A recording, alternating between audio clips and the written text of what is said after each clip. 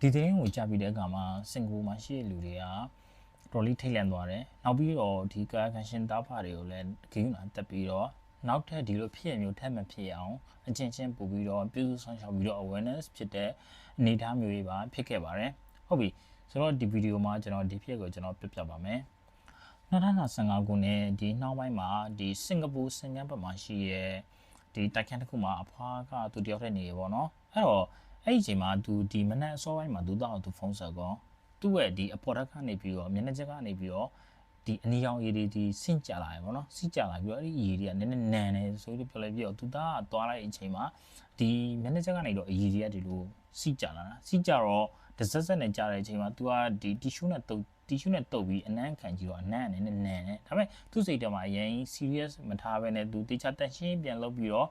ဒီသူကလည်းအလုပ်သွားစရာရှိရတယ်သူအလုပ်သွားအောင်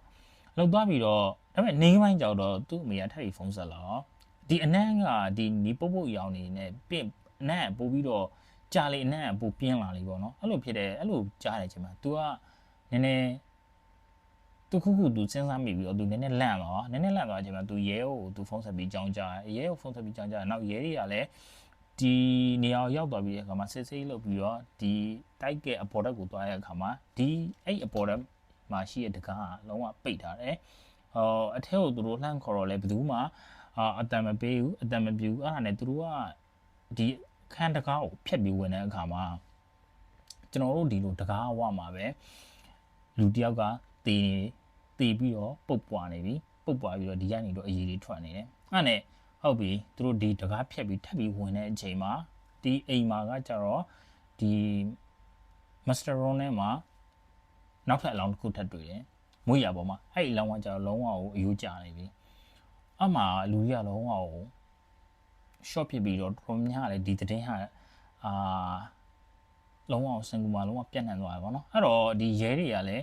ဒီပဝန်းကျင်ကိုလိုက်ပြီးစုံစမ်းတဲ့အခါမှာဒီသားဖတွေကဆွေမျိုးတွေရှိလားဆိုတော့လေဒီလိုဆွေမျိုးမျိုးဆက်တွေလည်းမရှိဘူးနောက်ကြတော့အမှရဲတွေကဒီမှာရှိရဲ့ဒီအိမ်ကောင်းမှာဒီရှိတဲ့အလောင်းကကြတော့သမီးရဲ့အလောင်းအခန်းထဲမှာတည်တာကြတော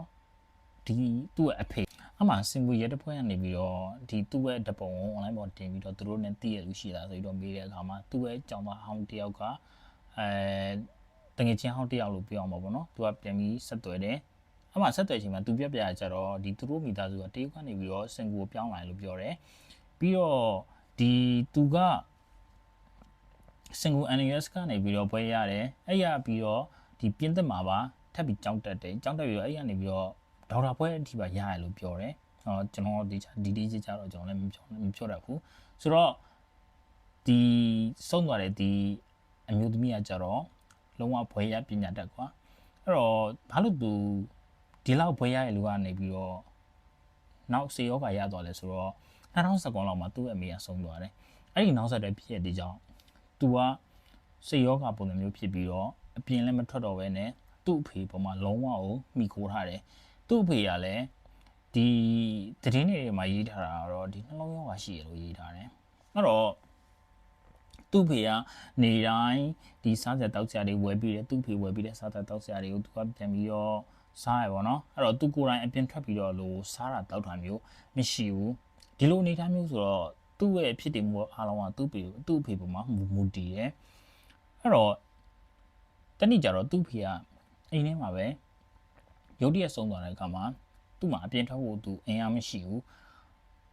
လုံးဝစိတ်ကြပြီးတော့စိတ်ကြနေလူတယောက်ဆိုတော့ဒီအပြင်ထွက်ဖို့အထိသူ့မှာတတိလည်းမရှိဘူးပေါ့နော်ဒါပေမဲ့ကျွန်တော်စိတ်တင်တော့သူနောက်ဆုံးအချိန်ထိတော့သူကြိုးစားပြီးတော့အပြင်ထွက်ခဲ့မှာပဲဘာဖြစ်လို့လဲဆိုတော့သူ့အလောင်းကဒီကျွန်တော်တို့ဒီတကားဝမှာပဲလဲကြပြီးတည်နေတယ်ဆိုတော့သူနောက်ဆုံးတစ်ချိန်တော့သူကြိုးစားတဲ့ခဲ့မှာပဲဒီသူ့ရဲ့အလောင်းကနောက်ဆုံးအချိန်မှာကီလို20ကျော်ပဲရှိတော့ရေဆိုတော့ဝိတ်ကအရင်ကြာနေပိန်ချုံနေပြီဆိုတော့စဉ်းစားကြည့်တီကန်နီလူတယောက်ကလုံးဝအစာအားပြတ်တောက်ပြီးတော့သူဘလောက်ဝေဒနာခံစားခဲ့ရမလဲသူတည်သွားတယ်အဲ့ဒီသူ့ရဲ့အလောင်းကနေပြီးတော့အရည်ကနေပြီးတော့ဒီကျမ်းမြန်နေပြီးတော့ဒီလိုစီးကြပြီးတော့ဒီတိုင်းအောက်ကဒီသူ့အောက်ထက်ကမြတ်တစ်ချက်ကနေတော့အရည်စီးကြလာတယ်ဆိုတော့ပြောရအောင်ပါပဲနည်းနည်းကြောက်ဖို့ကောင်းပါတယ်ဆိုတော့တကယ်တော့ဒီဗီဒီယိုကကြောက်ဖို့ကောင်းတယ်ဆိုတော့တနာဖို့ကောင်းတာပါဘာဖြစ်လို့လဲဆိုတော့ကျွန်တော်တို့ကလူဖွဲ့စည်းနေနေတဲ့အခါမှာတည်တည်သက်နေလို့မရပါဘူး အကျဉ်းချင်းပြုစုဆောင်ရှောက်ပေးမဲ့လူတွေလိုပါတယ်တကယ်ဆိုရင်ဒီလို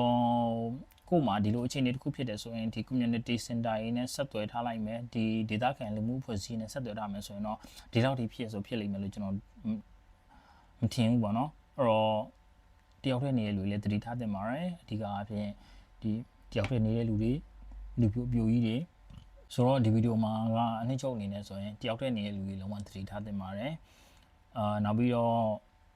ဒီတယောက်တည်းနေတဲ့လူတွေကိုပုံဝင်ချင်းမှာဒီလိုရှိရင်လည်းကိုကလည်းပြန်ပြီးတော့ view site တင်ပါတယ်ဒီတရက်နှစ်ရက်လောက်အရင်ကိုအပြင်ကနေမထွက်တဲ့ခါမျိုးဆိုရင်